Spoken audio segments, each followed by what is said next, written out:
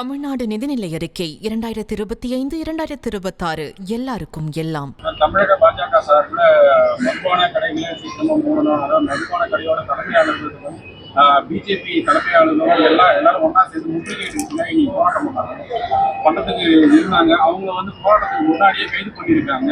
தலைவர்கள் எல்லாருமே வீட்டு காவலில் வச்சிருக்காங்க.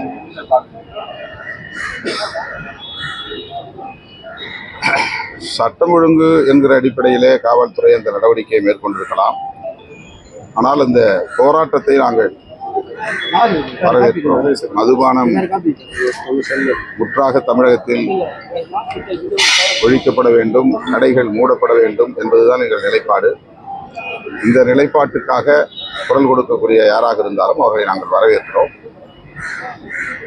ஆனால் அவர்கள் அரசியல் காரணங்களுக்காக அரசுக்கு நெருக்கடி கொடுக்கிற ஒரு உத்தியாக இதை கையாளுவார்களே ஆனால் அதில் அவர்கள் எந்த முன்னேற்றத்தையும் காண முடியாது.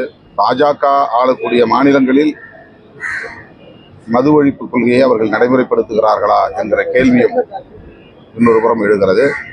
பாஜக ஆளக்கூடிய மாநிலங்களிலும் பாஜக மது ஒழிப்பை முன்னிறுத்தினால் அதை நாம் முழுமனதோடு வரவேற்கலாம், பாராட்டலாம்.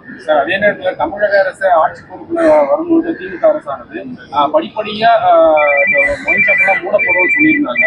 ஆனால் இது வரைக்கும் எந்த ஒரு நடவடிக்கையும் இல்லை சார்.